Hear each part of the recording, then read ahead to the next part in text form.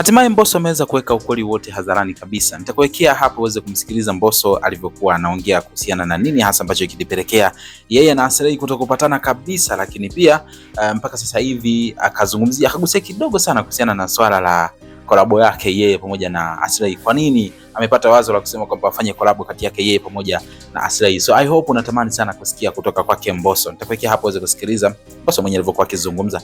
Lakini muhimu zaidi, naomba nikukumbushe muda wangu, tumia sekunde moja tu kubonyeza neno subscribe hapo chini ya hii video, kwa sababu hapa ndo mahali sahihi ambapo nitakuwa nakuletea updates nyingi zaidi kuhusiana na kile ambacho pengine ulikuwa ukijui. Lakini pia like video, kisha kwenye sehemu ya comment utakuja kuniachia maoni yako kuhusiana na kile ambacho utakuwa umeweza kitazama katika hii video. Mimi naitwa Gabby Official na hii ni Bongo Vibe. Subscribe, alafu sikiliza hii video kuhusiana na hiki ambacho alikiongea Mbosso kuhusiana kati ya yeye pamoja na Aslay na ugomvi wake. Chanzo kubwa ilikuwa ni kipi? Enjoy. Mimi siyegombana na Aslay kwa sababu eti ya wanawake tuliokuwa nao. Yaani je, tukie. Akaondoka Aslay, aliamua kwenda kufanya maisha yake, akatuacha sisi. Baada ya kutoka hapo, yeye alikuwa na mambo yake mengine anafanya, anatoa mangoma. Sisi wengine tulikuwa hatuna mangoma, tulikuwa tunamsupport kwa nafasi yake. Mimi na Enoki tukawa hatuna management. Mimi nikaingia Wasafi, nikapata bahati, nikasainiwa, nikaa natoa ngoma zangu za mwanzoni, bwana alikuwa na push na supportiana wote kwa pamoja.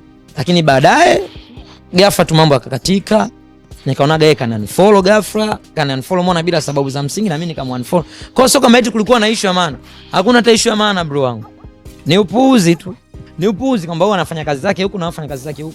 Ghafla huyu wa huku kakunja. Pengine hakuna unafanya vizuri. Sitaki kuamini kwenye hivyo kwa sababu Aslay kaanza kufanya vizuri tangu hata mimi sijaanza muziki, tangu naenda kusema kwa mama.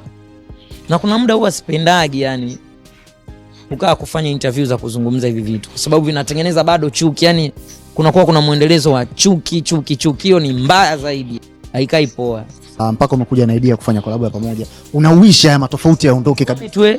Tuwe smart kabisa au tuwe fit kabisa.